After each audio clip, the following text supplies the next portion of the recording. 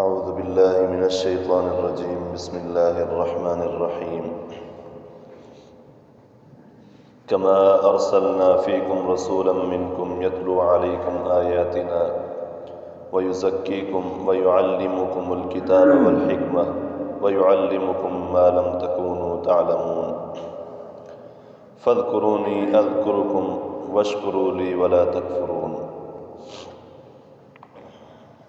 کما ارسلنا جیسا کہ ہم نے بھیجا فیکم تمہارے درمیان رسول نبی منکم جو تم میں سے ہی ہے یتلو علیکم جو تم پر تلاوت کرتا ہے آیاتنا ہماری آیات کو ویزکیکم اور تمہارا تزکیہ کرتا ہے ویعلمکم الکتاب اور تمہیں کتاب یعنی قرآن مجید کی تعلیم دیتا ہے والحکمت اور حکمت کی تعلیم دیتا ہے وَيُعَلِّمُكُمْ اور تمہیں وہ سکھاتا ہے مَا لَمْ تَكُونُوا تَعْلَمُونَ جو تم نہیں جانتے فَاذْكُرُونِي بس تم مجھے یاد کرو اذکرکم میں تمہیں یاد کروں گا واشکروا لی اور میرا شکر ادا کرو ولا تکفرون نہ شکری نہ کرو۔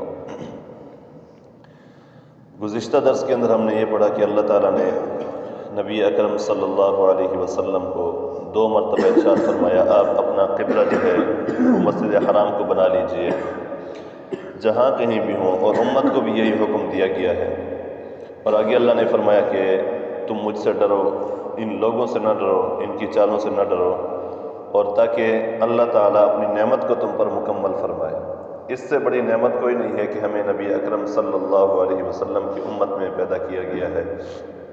بہت بڑی نعمت ہے، بہت بڑی نعمت، حتیٰ کہ سیدنا عیسیٰ علیہ نبینا علیہ الصلوۃ والسلام کے بارے میں آتا ہے کہ انہوں نے اللہ تعالیٰ سے دعا کی کہ یا اللہ آپ نے مجھے نبوت عطا فرمائی، آپ کا بہت بڑا احسان ہے۔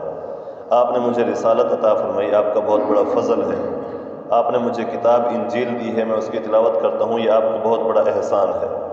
آپ نے مجھے جو ہے نا وہ اپنے پیغمبروں میں شامل کیا، یہ آپ کا احسان ہے۔ لیکن میں نے اپنی کتاب کے اندر پڑھا ہے کہ ایک نبی آئے گا، نبی آخر الزمان، آخری نبی آئے گا، اس کی امت جو ہوگی وہ بہت بہترین اور بہت افضل امت ہوگی، امت اس کی بہت ہی افضل امت ہوگی۔ تو یا اللہ میں اس امت کا ایک فرد بننا چاہتا ہوں۔ اب دیکھیں نبی ہے، اللہ تعالیٰ کا چنیدہ بندہ ہے، اللہ تعالیٰ نے خود نبی بنایا، وہ دعا کر رہا ہے کہ نبی کے بجائے اللہ مجھے نبی اکرم صلی اللہ یعنی آخری نبی اکرم صلی اللہ علیہ وسلم کی امت میں بنا دے، اس کا ایک فرد بنا دے۔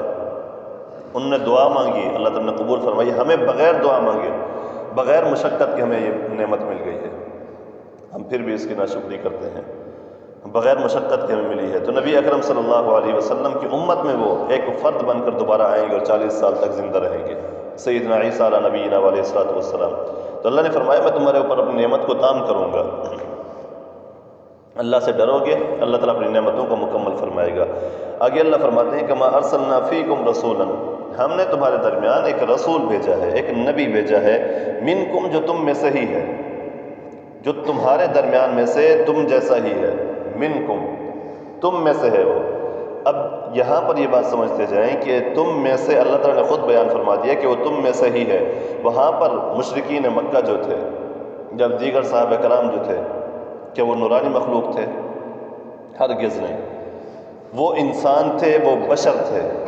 اللہ تعالیٰ نے نبی اکرم صلی اللہ علیہ وسلم کو بھی بشر بنا کے بھیجا ہے، نور بنا کے نہیں بھیجا۔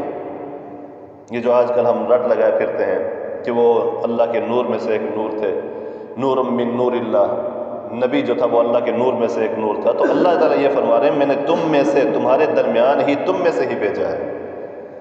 ورنہ یہ کیسے ممکن ہو سکتا ہے کہ اللہ تعالیٰ نورانی مخلوق کو بھیجیں ایک بشری مخلوق کے درمیان، اور سکھانے والا کون؟ نورانی ہو۔ اگر نورانی مخلوق مثال کے طور پر اگر جبرائیل علیہ الصلوۃ والسلام آ جاتے انسانوں کو سکھانے کے لیے، تو جبرائیل علیہ الصلوۃ والسلام انسانوں کے تقاضوں کو نہیں جانتے کہ کب بھوک لگتی ہے، کھانا کب کھایا جاتا ہے، کیونکہ وہ ان تمام چیزوں سے پاک ہے۔ انسان کس وقت جو ہے نا قضاء حاجت کے لیے جاتا ہے ان کو نہیں معلوم، وہ اس چیز سے پاک ہے۔ انسان کب کھانا کھاتا ہے ان کو نہیں معلوم، وہ اس چیز سے پاک ہے۔ انسان کے اندر نفسانی خواہشات کیا کیا ہیں ان کو نہیں معلوم، وہ اس چیز سے پاک جو ہے۔ فرشتہ جو ہے، ملائکہ جو ہے، نورانی مخلوق جو ہے، وہ اس چیز سے پاک ہیں. اللہ تعالیٰ نے ان کے اندر یہ چیز رکھی نہیں، یہ نفس رکھا ہی نہیں ہے. یہ صرف انسان ہی کے اندر ہے. خواہشات ہیں، آپس میں لڑائی جھگڑے ہیں، دشمنی ہے، عداوت ہے، بغض ہے، اناد ہے، محبت ہے، پیار ہے، یہ انسان کے اندر ہے. ملائکہ کے اندر اللہ تعالیٰ نے یہ صفت نہیں رکھی ہے. اگر نبی کیا نام ہے نورانی مخلوق ہوتا تو پھر یہ انسانوں کی حاجات کو کیسے سمجھ سکتا تھا؟ عقل بھی اس بات کو تسلیم نہیں کرتی کہ سکھانے والا کوئی اور ہو اور سیکھنے والے کوئی اور مخلوق میں سے ہو. تو نبی جو ہے اللہ تعالیٰ فرما رہے منکم، تم میں سے ہی ہے وہ. جس طرح تم ہو شکل و صورت، چال ڈھال میں، قضاء حاجات وغیرہ میں، اپنی ضروریات پوری کرنے کے اندر، کھانے پینے کے اندر، اور کیا نام ہے انسان کے اندر جو اللہ تعالیٰ نے خواہشات رکھی ہیں، محبت کیا پیار کا مادہ رکھا ہے، وہ بھی اس نبی کے اندر موجود ہے. اگر نبی نورانی مخلوق میں سے ہوتا تو ان کے اندر یہ کوئی صفت نہ ہوتی. ان میں سے ان کے اندر ایسی کوئی چیز بھی نہیں ہوتی. اللہ تعالیٰ فرما رہے ہیں رسولا منکم، تم میں سے ہی ہم نے رسول بھیجا ہے. اور ہاں، وہ لوگ بھی نادان ہیں جو نبی اکرم صلی اللہ علیہ وسلم کو بالکل اپنے جیسا سمجھتے ہیں، بالکل اپنے جیسے سمجھتے ہیں. ہرگز نہیں. نبی اکرم صلی اللہ علیہ وسلم ہمارے جیسے بالکل نہیں تھے. کھانا ہمارے جیسا تھا، لیکن ان کا کھانا کھانا یہ سنت بن گیا، نور بن گیا. ان کا ہر ایک فعل نور بن گیا. وہ خود نور نہیں تھے، وہ خود بشر تھے، لیکن ان کے افعال کیا بن گئے؟ نور. کھانا کھایا انہوں نے جس طریقے سے کھایا، چبا چبا کر، تھوڑا تھوڑا کر کے کھایا، وہ ہمارے لیے سنت بن گیا. ہم اس پر عمل کرتے ہیں، ہمیں ثواب ملے گا. یہ نور بن گیا ہے. چلنا کیسا ہے؟ عاجزی کے ساتھ چلنا ہے، تکبر نہیں کرنا، اکڑ کے نہیں چلنا. یہ ان کا نور بن گیا، ان کا یہ فعل. ہم نے اس پر چلنا ہے، یہ ہمارے لیے ثواب نیکی کا باعث بنے گا. بولنا کیسا ہے؟ دھیمے دھیمے بولنا ہے، آہستہ آہستہ بولنا ہے. یہ ان کا بولنا، یہ ان کا فعل تھا. یہ ہم نے اس پر عمل کیا تو یہ ہمارے لیے نیکی بن گئی، نور بن گیا. تو اسی طرح جتنے بھی افعال ہیں نبی اکرم صلی اللہ علیہ وسلم کے، یہ سارے کے سارے انہوں نے جو افعال اختیار فرمائے ہیں، جو فعل کیے ہیں، وہ نور بن گئے ہیں. خود بذات خود نبی اکرم صلی اللہ علیہ وسلم نور نہیں تھے. نبی اکرم صلی اللہ علیہ وسلم نور نہیں تھے. ہاں، البتہ یہ ہے کہ دل مبارک کو، نبی اکرم صلی اللہ علیہ وسلم کے قلب مبارک کو جو دھویا گیا ہے، جنت کے پانی سے دھویا گیا ہے، اور کیا نام ہے اللہ رب العزت کے نور کو برداشت کرنے کا اس دل کے اندر مادہ رکھا گیا ہے، اس وجہ سے ان کے اوپر وحی اترتی تھی. قلب مبارک کو، میرے اور آپ کے قلب مبارک کو دھویا نہیں گیا ہے. میرا اور آپ کا دل جو ہے سیاہ ہے، کالا ہے، زنگ لگ چکا ہے اس کو گناہوں کا، لیکن نبی اکرم صلی اللہ علیہ وسلم کے دل مبارک کو دھویا گیا، دھو کر کے جنت کے پانی سے دھویا گیا. اس کے اندر پھر نور رکھا گیا. شیطنت یعنی ہر انسان کے اس کے اندر ہوتی ہے، کیونکہ حدیث شریف میں آتا ہے کہ ہر انسان کے ساتھ ایک کیا نام ہے شیطان ہوتا ہے، ہر انسان کے ساتھ ہوتا ہے. تو اللہ تعالیٰ نے وہ ساری چیزیں میرے پیغمبر سے صاف فرما دی ہیں. وہ چیزیں موجود تھیں، اللہ رب العزت نے ختم فرما دی، صاف فرما دی ہیں. تو وہ تھے بشر، تھے وہ انسان. کوئی اس کو نور کہے، یہ ان کی توہین ہے. ظاہر سی بات ہے، کوئی ایک کیا نام ہے ایک جنس نہ ہو، ہم خام خواہ اس کو جنس بناتے رہیں، زبردستی ثابت کرتے ہیں وہ اس جنس میں، انسانوں والے جنس میں سے نہیں تھے. اللہ تعالیٰ نے ان کو انسان بنایا، ہم اس کو کوئی اور چیز بنانے کے لیے تیار کھڑے ہوئے، تو ان کو توہین ہوگی، ظاہر سی بات ہے. تو اللہ تعالیٰ فرماتے ہیں رسولا منکم، ہم نے تم میں سے ہی رسول پیدا کیا ہے، تم میں سے ہی رسول بنایا ہے. یتلو علیکم، ان کے کام کیا ہے؟ نمبر 1 یتلو علیکم، وہ تم پر اپنی آیات کو تلاوت کرتا ہے. میں ہماری آیات کو، یتلو علیکم آیاتنا، ہماری آیات کو تلاوت کرتا ہے، ہماری آیات تمہیں سکھاتا ہے، بتلاتا ہے. دوسرا کام ویزکیکم، اور تمہارا تزکیہ کرتا ہے، تمہارے دلوں کو پاک کرتا ہے حسد سے، بغض سے، کینے سے، تکبر سے، ہر قسم کی بیماری سے. حقیقتاً ذات اللہ رب العزت کی ہے پاک کرنے والی، لیکن ذریعہ نبی اکرم صلی اللہ علیہ وسلم ہے. ویزکیکم، وہ تمہارا تزکیہ نفس کرتے ہیں، تمہارا تزکیہ قلب کرتے ہیں، تمہارے دل کو صاف کرتے ہیں، تمہارے دل کو پاک کرتے ہیں. ویزکیکم. اور یہ آج کل کے کیا نام ہے جو ہم دیکھتے ہیں کہ بڑے بڑے علماء جو ہے چلے کاٹتے ہیں، بڑے بڑے صوفیان کرام جو ہیں وہ کئی دنوں تک اللہ رب العزت کی اس میں بیٹھے رہتے ہیں دربار میں، عبادات کرتے رہتے ہیں. بعض لوگ اس کو کہتے ہیں یہ تو ناجائز ہے. کیوں؟ اس لیے کہ نبی اکرم صلی اللہ علیہ وسلم انہوں نے تو نہیں کیا. ٹھیک ہے انہوں نے نہیں کیا، لیکن اس وقت نبی اکرم صلی اللہ علیہ وسلم کی، میں مثال کے طور پر کر رہا ہوں، اس وقت نبی اکرم صلی اللہ علیہ وسلم کی مجلس میں 2 منٹ بیٹھنا وہی اتنا کافی تھا کہ آج کے 40 سال بھی لگ جائیں تب بھی وہ اس کے برابر نہیں پہنچ سکتا بندہ. صرف 2 منٹ بیٹھنا نبی اکرم صلی اللہ علیہ وسلم کی مجلس کے اندر، اسی سے اتنا تزکیہ ہو جاتا، اسی سے اتنا دل صاف ہو جاتا، پاک ہو جاتا تھا. آج کل تو کئی کی سال لگانے پڑتے ہیں. اللہ رب العزت کی عبادات کے اندر سال گزر گئے، پھر کہیں جا کر کے تھوڑا سا نور حاصل ہوا، پھر کہیں جا کر کے دل سے تھوڑی سی میل جو ہے نکلی ہے. یہ تو بہت مجاہدے کا کام ہے. تو ہم ان کے ساتھ کیسے ملائیں گے؟ ہمیں مقصود تزکیہ ہے. تزکیہ مطلب اپنے دل کو صاف کرنا ہے، بیماریوں سے، گناہوں سے پاک کرنا ہے. اور اس وقت نبی اکرم صلی اللہ علیہ وسلم کی ذات اقدس موجود تھی. ان کے ہوتے ہوئے کوئی اور کہاں جاتا؟ چلے کاٹنے کے لیے ادھر ادھر کہاں جاتے؟ ان کی تو مجلس ہی کافی تھی. تو آج جو چلوں کی ضرورت ہے وہ اس وجہ سے کیونکہ نبی تو ہے نہیں کہ ان کی مجلس میں بیٹھا جائے یا ان کی مجلس میں بیٹھ کر کے تزکیہ کیا جائے اپنے دل کا. تو اس لیے اللہ رب العزت کی لوگوں سے کٹ کر اللہ سے جڑ جاتے ہیں تاکہ دل کچھ پاک ہو جائے، کچھ صاف ہو جائے. یہ دین کے اندر ناجائز نہیں ہے، گناہ نہیں. تو بہرحال وَيُزَكِّيكُمْ، وہ تمہارا تزکیہ کرتے ہیں. اور نمبر 3 تیسرا کام کیا ہے؟ وَيُعَلِّمُكُمُ الْكِتَابَ، اور تمہیں کتاب کی تعلیم دیتے ہیں، تمہیں قرآن مجید کی تعلیم دیتے ہیں، قرآن مجید سکھاتے ہیں. ابن ماجہ کی روایت ہے کہ قرآن مجید کی ایک آیت بغیر ترجمے کے پڑھنا، بغیر ترجمے صرف ایک آیت سیکھنا 100 رکعت نفل سے افضل ہے. ایک بندہ ادھر کھڑے ہو کر کے 100 رکعت نفل پڑھتا ہے، دوسرا بندہ یہاں بیٹھ کر کے ایک آیت قرآن مجید کی سیکھتا ہے، یہ افضل ہے بندہ. وَيُعَلِّمُكُمُ الْكِتَابَ، تمہیں کتاب کی تعلیم دیتے ہیں. اور کتاب کی تعلیم کیا ہے؟ کتاب کی تعلیم اللہ تعالیٰ نے قرآن مجید میں فرمایا کہ بہت بڑا جہاد ہے. یہ محاذ پہ کھڑے ہو کر لڑنا یہ بھی جہاد، دین اسلام کی خاطر لڑنا یہ بھی جہاد. لیکن قرآن مجید کی تعلیم دینا، قرآن مجید سکھانا سیکھنا، یہ سب سے افضل جہاد ہے. کہاں ہے؟ قرآن مجید میں سورہ فرقان میں فرمایا اللہ تعالیٰ نے وَجَاهِدْهُمْ بِهِ جِهَادًا كَبِيرًا. وَجَاهِدْهُمْ سورہ فرقان کے اندر موجود ہے. اللہ فرماتے ہیں وَجَاهِدْهُمْ بِهِ جِهَادًا كَبِيرًا. اللہ تعالیٰ نے قرآن مجید کے سیکھنے سکھانے کو بڑا جہاد فرمایا ہے، بہت بڑا جہاد فرمایا ہے. آج جو ہم یہ قرآن مجید سکھاتے ہیں، لیکن افسوس کی بات یہ ہے کہ ہمارے اپنے دلوں کے اندر نہ قرآن مجید کی محبت ہے، نہ ہم نے اپنے بچوں کے دلوں میں وہ ڈالی ہے. دنیاوی تعلیم کی محبت کوٹ کوٹ کے بھر دی ہم نے، اہمیت اس کو دے دی ہے. لیکن حقیقتاً جو جہاد کا کام ہے، شیطان سے جہاد کرنا ہے، شیطان سے لڑنے کا کام ہے، قرآن مجید کو سیکھنا ہے، وہ ہم نے چھوا ہی نہیں. اس کو ہم نے اس کی قریب تک نہیں آنے دیا اپنے بچوں کو. نہ اپنے گھروں میں اس کی تلاوت کرتے ہیں، نہ اپنے بچوں کو اس کو کہتے ہیں، نہ خود ہم تلاوت کرتے ہیں. اللہ تعالیٰ کی ناراضگی تو آئے گی، ظاہر سی بات ہے. اللہ تعالیٰ کی ناراضگی بے شک آئے گی پھر تو اس لیے اللہ تعالیٰ نے فرمایا کہ وَيُعَلِّمُكُمُ الْكِتَابَ، نبی اکرم صلی اللہ علیہ وسلم تمہیں کتاب کی تعلیم دیتے ہیں، کتاب سکھاتے ہیں، کتاب کی تعلیم دیتے ہیں. دل ہے علامہ اقبال جس طرح کہتا ہے، دل ہے مسلمان نہ تیرا نہ میرا، ہوں میں بھی نمازی ہے تو بھی نمازی.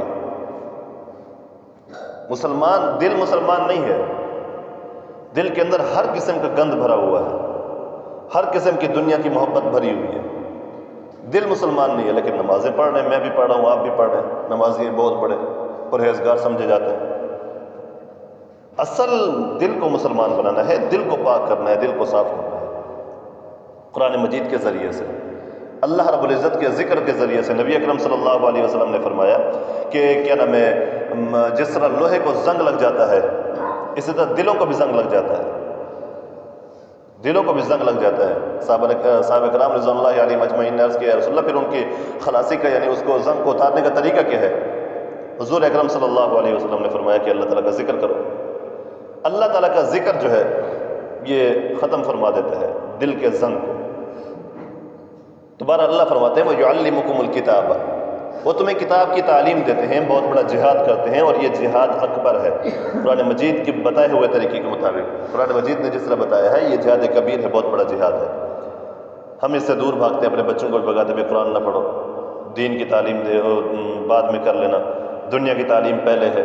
بچہ ابھی بیچارہ اٹھتا ہی ہے، چلنا سیکھ رہا ہوتا ہے، اس کو ٹیوشن بھی لگا دیا ہم نے، اس کو اسکول بستہ پہنا کے بھیج دیا، اس کو صبح صبح جو ہے نا سردی کے اندر منہ دھوا کے اس کا وہ بھیج رہے ہیں سردی کے اندر، لیکن مسجد کے لیے، نماز کے لیے وہ کہتے ہیں نا، کوئی اگر کسی کو کہہ دے بھائی نماز کے لیے کیوں نہیں بھیجتے، فجر کی نماز کے لیے، ابھی بچہ ہے، جب بڑا ہو جائے گا تو ہم بھیج دیا کریں گے، جب خود ہی پڑھ لے گا، ابھی تو بچہ ہے، فجر کی نماز میں بیچارہ اٹھتا نہیں ہے، سویا رہتا ہے۔ اور اسی فجر کی نماز سے پہلے 2 سال کے بچے کو مار کوٹ کر بھگا رہے ہوتے ہیں، چل بھی اسکول چل۔ ہمارے اندر دین تو اتنا رہ گیا ہے۔ اللہ فرماتے ہیں وَيُعَلِّمُكُمُ الْكِتَابَ، کتاب کی تعلیم حاصل کرو۔ وَيُعَلِّمُكُمُ الْكِتَابَ، نبی اکرم صلی اللہ علیہ وسلم کو بھیجا گیا ہے تمہیں کتاب تعلیم دینے کے لیے، کتاب سکھانے کے لیے، یعنی قرآن مجید سکھانے کے لیے۔ اور آج ان کے ورثاء جو ہیں، علماء ہیں، قراء ہیں، حافظان کرام ہیں، یہ سارے اسی کے لیے بیٹھے ہوئے دین کی تعلیم دینے کے لیے، نبی اکرم صلی اللہ علیہ وسلم کے اس فعل کو سر انجام دینے کے لیے کہ جو ان کا منصب تھا وہ اللہ تعالیٰ نے منتقل فرما دیا ہے۔ منصب تو نہیں ملا لیکن وہی کام ملا ہے۔ وَيُعَلِّمُكُمُ الْكِتَابَ، کہ کتاب کی تعلیم دو۔ اللہ فرماتے ہیں آگے وَالْحِکْمَةَ، اور تمہیں حکمت کی بھی تعلیم دیتے ہیں۔ حکمت سے مراد نبی اکرم صلی اللہ علیہ وسلم کی سنت ہے، اور اسی طرح نبی اکرم صلی اللہ علیہ وسلم کی احادیث مبارکہ ہیں۔ حضور اکرم صلی اللہ علیہ وسلم سمجھاتے تھے، بتاتے صحابہ اکرام رضی اللہ علیہ مجمعین کو کہ قرآن مجید کی کوئی آیت آ جاتی، بعض صحابہ اکرام کو سمجھ نہیں آتی تھی، حالانکہ عربی دان تھے، لیکن اللہ کا کلام جو تھا کون سمجھ سکتا، ہر شخص کی بس کی بات تو ہے نہیں کہ ہر شخص سمجھ جائے، تو اس لیے نبی اکرم صلی اللہ علیہ وسلم پھر ان کو سمجھاتے تھے والحکمت، اور حکمت کی تعلیم دیتے، اور وَيُعَلِّمُكُم مَا لَمْ تَكُونُوا تَعْلَمُونَ، اور تمہیں وہ چیزیں سکھاتے ہیں جو تم نہیں جانتے۔ ظاہر سی بات ہے ہمیں کیا پتا تھا کہ اللہ کون ہے؟ اگر نبی اکرم صلی اللہ علیہ وسلم کی تعلیمات نہ ہوتی، اگر وہ نہ بتاتے، ہمیں کیا پتا تھا کہ اللہ تعالیٰ کون ہے، یہ ملائکہ کیا ہے، یہ اللہ تعالیٰ کی عبادت کیا ہوتی ہے، قرآن مجید کیا چیز ہے، میرے پیغمبر نے کلمہ کیا پڑھایا تھا، ہمیں کیا پتہ چلتا اگر نبی علیہ السلام نے بتایا نہ ہوتا۔ تو اس لیے وَيُعَلِّمُكُم مَا لَمْ تَكُونُوا تَعْلَمُونَ، جو تم نہیں جانتے ہو اس کی بھی تعلیم دیتے ہیں، میرے پیغمبر وہ بھی سکھاتے ہیں۔ وَيُعَلِّمُكُم، اور تمہیں سکھاتے ہیں مَا لَمْ تَكُونُوا تَعْلَمُونَ، جو تم نہیں جانتے تھے۔ آگے اللہ فرماتے ہیں فَاذْكُرُونِی، تم مجھے یاد کرو، اذکرکم، میں تمہیں یاد کروں گا۔ ترمذی شریف کے اندر روایت ہے، اللہ تعالیٰ فرماتے ہیں تم مجھے تنہائی میں یاد کرو گے، میں تمہیں تنہائی میں یاد کروں گا، تم مجھے مجمع کے اندر یاد کرو گے، میں تمہیں اس سے بہتر مجمع، یعنی ملائکہ کے مجمع کے اندر تمہیں یاد کروں گا، ملائکہ کے مجمع کے اندر تمہیں یاد کروں گا۔ اللہ فرماتے ہیں فَاذْكُرُونِی، تم مجھے یاد کرو، میرا ذکر کرو، اذکرکم، ایک روایت کی ایک تفسیر کے مطابق کہ تم مجھے یاد کرو، میں تمہیں اس کا بدلہ دوں گا، اس کی جزا دوں گا۔ فَاذْكُرُونِی، تم میرا ذکر کرو، اذکرکم، میں تمہیں اس کا بدلہ دوں گا۔ ایک تفسیر کے مطابق یہ ترجمہ بھی کیا گیا ہے، تو یعنی جو ہم پڑھ رہے ہیں وہ فَاذْكُرُونِی، تم مجھے یاد کرو، اذکرکم، میں تمہیں یاد کروں گا۔ ہمیں یاد کرنے سے کیا مطلب اللہ تعالیٰ کا کہ اللہ تعالیٰ ہمارے لیے ان نعمتوں کو بڑھائیں گے، اللہ تعالیٰ ہمارے لیے جنت کے اندر باغات کو بڑھائیں گے، اللہ تعالیٰ ہمارے لیے رزق کے اندر اضافہ فرمائیں گے، یہ اللہ تعالیٰ کا یاد کرنا ہے۔ ظاہر سی بات ہے کہ اللہ تعالیٰ کی کیا نام ہے ہمارے دل کے اندر محبت آ گئی، اللہ تعالیٰ پھر ہمارے ہر کام آسان فرما دیں گے، یہ اللہ تعالیٰ کا یاد کرنا ہے۔ فَاذْكُرُونِی، تم مجھے یاد کرو، اذکرکم، میں تمہیں یاد کروں گا، میں تمہیں اس کا بدلہ دوں گا۔ وَاشْکُرُوا لِی، اور میرا شکر کرو، وَلَا تَکْفُرُونَ، ناشکری نہ کرو۔ اللہ حکم دے رہے ہیں لیکن ہم اس حکم کو بھی توڑنے والے ہیں، اس حکم کو توڑتے ہیں۔ ناشکری کوٹ کوٹ کے بھری ہوئی ہے، شکر کبھی کبھی ادا کر لیا، کبھی کبھی ادا کر لیا۔ ناشکری کیا ہے؟ پورا جسم صحیح سلامت ہے، تھوڑا سا سر میں درد ہے، ہر ایک کو بتاتے پھر رہے ہیں سر میں درد ہو رہا ہے، یہ ہو رہا ہے، وہ ہو رہا ہے، پتہ نہیں کیا ہو گیا، یہ ناشکری۔ اللہ سے دعا مانگو، بات حل ہو جائے گی، ختم ہو جائے گی۔ قرآن مجید پڑھو، نماز پڑھ لو، تھوڑی سی نفل پڑھ لو، ختم ہو جائے گا۔ وَاشْکُرُوا لِی، اللہ فرماتے ہیں میرا شکر ادا کرو، وَلَا تَکْفُرُونَ، ناشکری نہ کرو۔ ہم ناشکری کرتے ہیں، شکر کبھی نہیں کرتے، شکر کبھی نہیں کرتے، جس وجہ سے ہمارے حالات یہ ہے کہ ہمارے کیا نام ہے حالات صحیح نہیں ہیں، ہر ایک بندہ پریشان ہے، ہر ایک بندے کے اوپر مصیبت آئی ہوئی ہے، اللہ یہ فرما رہے ہیں وشکرونی، تم میرا شکر ادا کرو گے، ولا تکفرون، تم میرا ناشکری نہ کرو۔ ایک آگے ایک اور جگہ پہ اللہ فرماتے ہیں کہ تم وشکروا علی نعمہ یزدکم، تم میری نعمتوں پر شکر ادا کرو، میں تمہارے لیے اپنی نعمتوں کو زیادہ کر دوں گا۔ اللہ تعالیٰ کی اگر نعمتیں چاہیے تو اللہ تعالیٰ کا شکر ادا کرنا پڑے گا۔ ہر کام کے اندر، ہر فعل کے اندر اللہ کی حکمت ہوتی ہے، ہر چیز کے اندر اللہ کی حکمت ہوتی ہے، تو اللہ تعالیٰ کا ہر وقت شکر ادا کرنا چاہیے۔ اللہ تعالیٰ ہمیں اپنی ناشکری سے بچائے، اور اسی طرح ہر وقت اپنا شکر ادا کرنے کی، ہر نعمت پہ اپنا شکر ادا کرنے کی توفیق عطا فرمائے۔ وآخر دعوانا ان الحمد للہ رب العالمین۔